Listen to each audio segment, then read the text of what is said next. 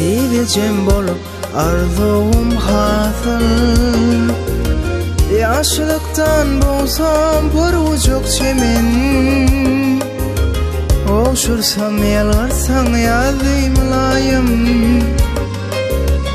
Gül vatından özebatı islemen, nehemlikte mıdan saklar edivim. Ödülünden asla bulup bilsemin, ömür sürsem arzularıma manası.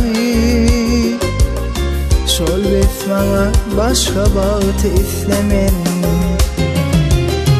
Guonsan perdentlen daşında bolsa, ilerden eyle başarsam elgem. Güllerimden yılıp alıp yansan, şol nur yeter başka yardı istemem. Şol nur yeter başka yardı istemem.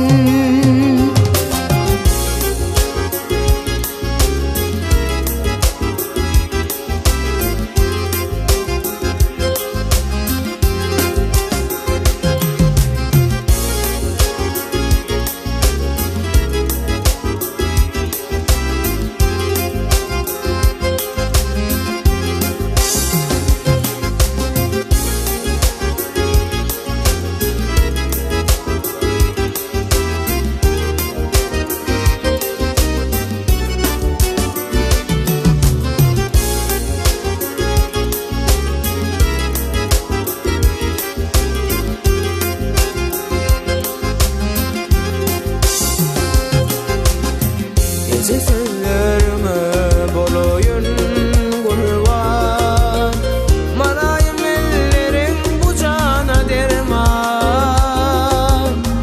Oğup bilmen kebem gülüdün görme, bağıra bassan başka bağıt islemen. Uğursan pelentlen daşında olsa, başarsam elhem. Gözlerimden yıldız bulup yağsan nur, şol nur yeter başka yağıt islemem. Şol nur yeter başka yağıt islemem.